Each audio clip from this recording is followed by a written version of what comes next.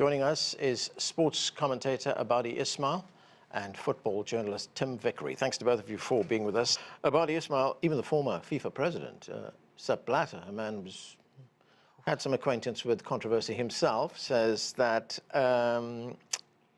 he backs a fan boycott of the US Games. Well, the FIFA for the longest, they've had their principles. Football and politics, they should be separated.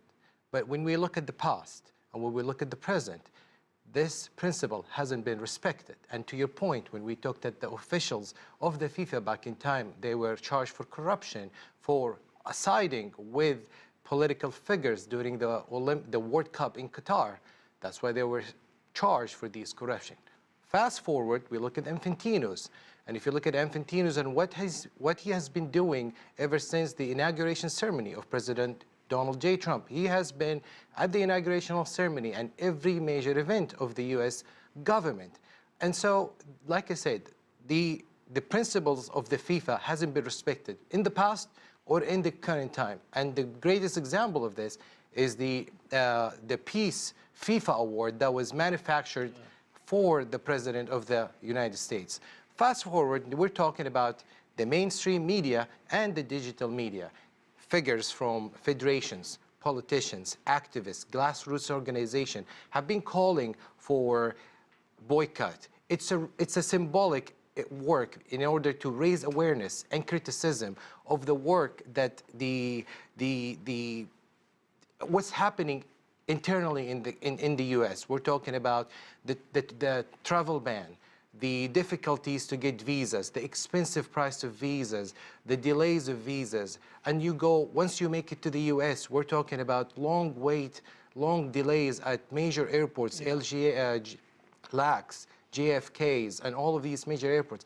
People are coming here. The message that this government is sending to everybody, you are not welcome. And so in the short terms, when we're looking at all of these variables, we are really not sending the message for inclusion, what the FIFA is trying to do, bring people together.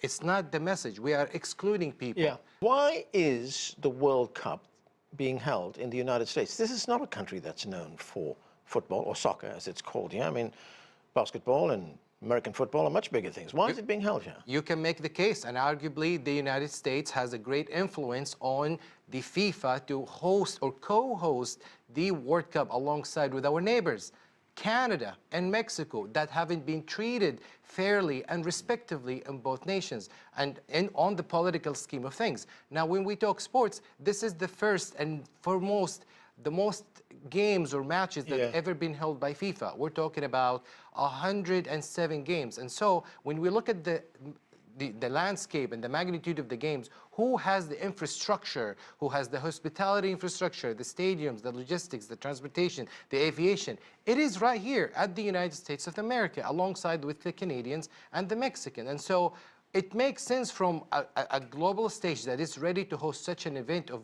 this scale. But when we impose travel bans, when we make such a case with ICE, immigrations, and the rhetoric that just what we mentioned about this government, it is not, we're not sending a good message. I have so many people that are asking me, how do you feel being American living around ICE and the immigration and the border control? Do you feel threatened? Yeah. And so we're talking as a citizen, we feel threatened. So when you think about these foreigners that are coming with foreign money, investing it in our shoreline, okay? This is a big deal. We're talking about jobs. We're talking about economy. We're talking about foreign money coming to our homeland. Okay.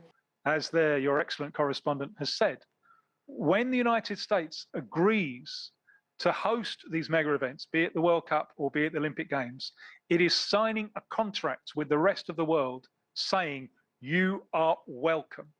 If that contract is broken in the course of the World Cup, then I think the international sports movement and certainly the IOC should think seriously about the Olympic Games in 2028.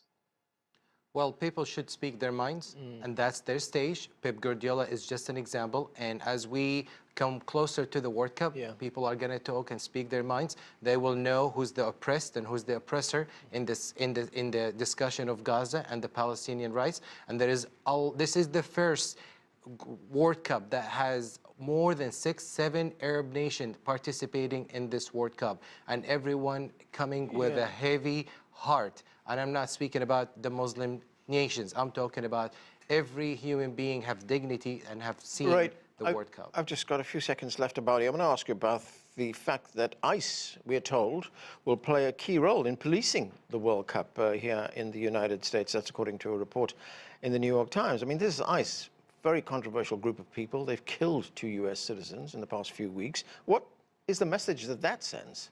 The message is clear. You're not welcome. And when we look at ICE at every stadium gates, checking out everyone's ID, that's threatening. And quite honestly, it's residual between ICE, ticket prices, exponential price tags for families of normal, average family and average person, they will walk away from the game. I would rather watch it on televised TV. And that's where we have to leave it. Abadi Ismail, Tim Vickery, thanks to both of you for being with us.